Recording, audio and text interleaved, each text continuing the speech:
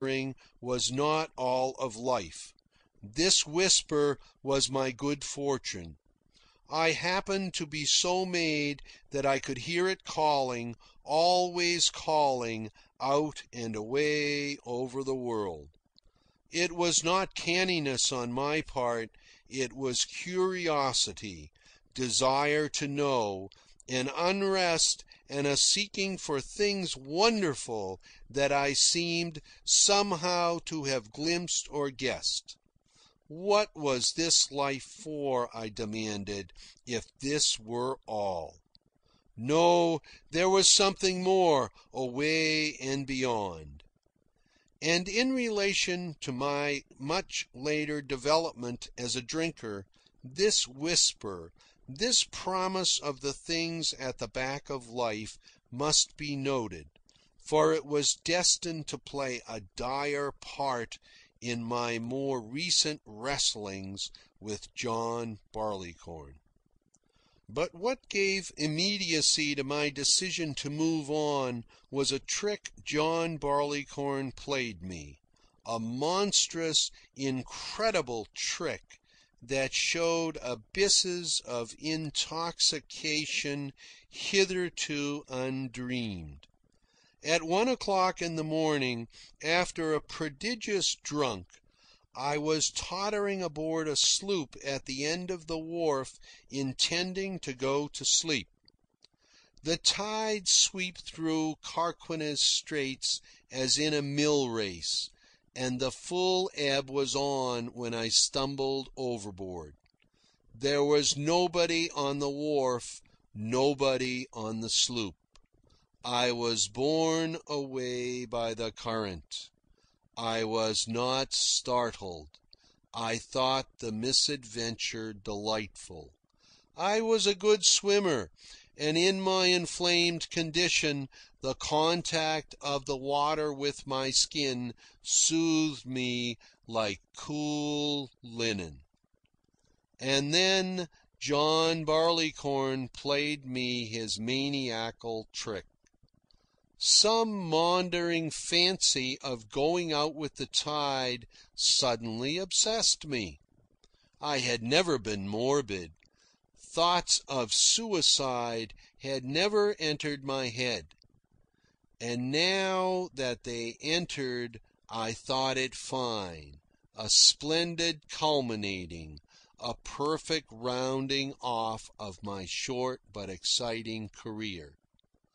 I, who had never known girl's love, nor woman's love, nor the love of children, who had never played in the wide joy fields of art, nor climbed the star-cool heights of philosophy, nor seen with my eyes more than a pinpoint surface of the gorgeous world, I decided that this was all, that I had seen all, lived all, been all that was worth while, and that now was the time to cease.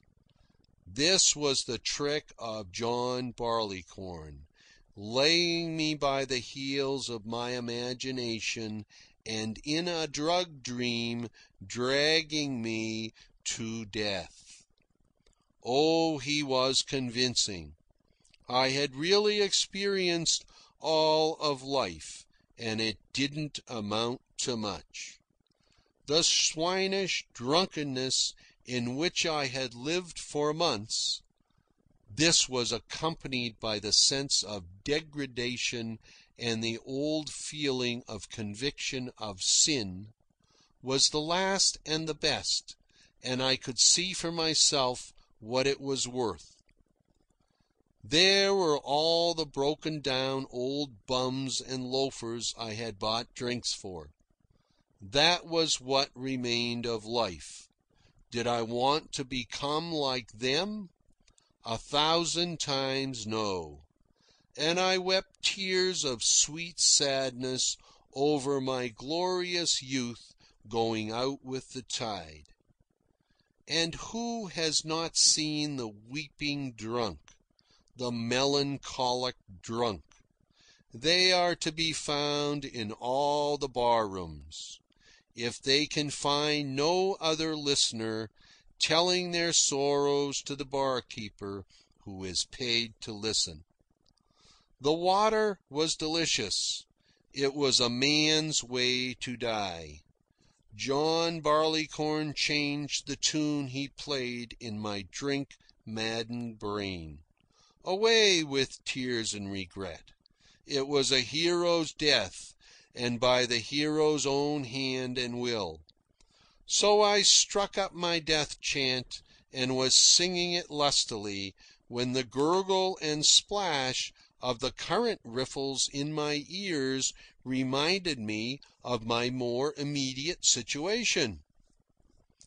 Below the town of Benicia, where the Solano Wharf projects, the straits widen out into what bayfarers call the bight of Turner's shipyard. I was in the shore tide that swept under the Solano Wharf and up into the bight. I knew of old the power of the suck which developed when the tide swung around the end of Dead Man's Island and drove straight for the wharf. I didn't want to go through those piles. It wouldn't be nice, and I might lose an hour in the bight on my way out with the tide. I undressed in the water and struck out with a strong, single overhand stroke, crossing the current at right angles. Nor did I cease until, by the wharf lights, I knew I was safe to sweep by the end. Then I turned over and rested. The stroke had been a telling one, and I was a little time in recovering my breath. I was elated, for I had succeeded in avoiding the suck. I started to raise my death chant again, a purely extemporized farrago of a drug-crazed youth. "Don't sing yet," whispered John Barleycorn.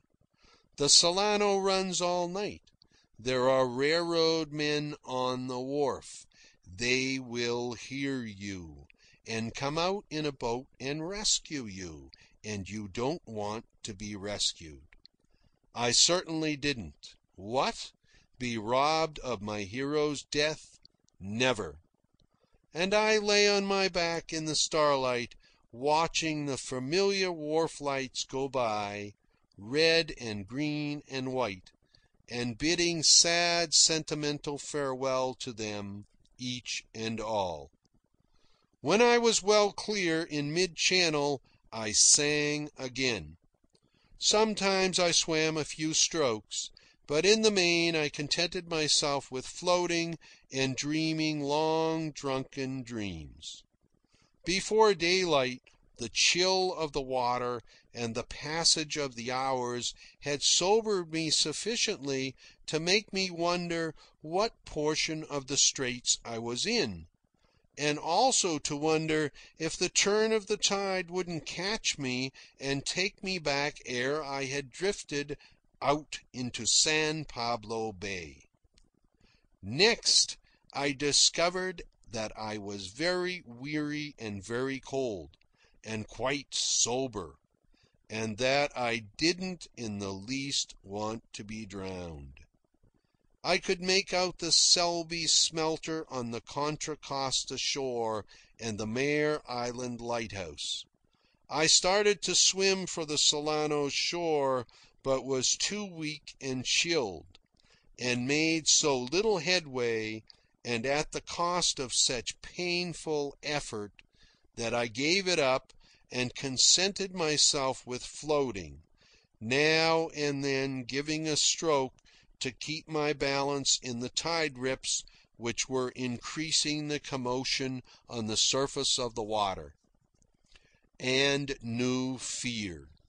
I was sober now, and I didn't want to die. I discovered scores of reasons for living, and the more reasons I discovered, the more liable it seemed that I was going to drown anyway. Daylight.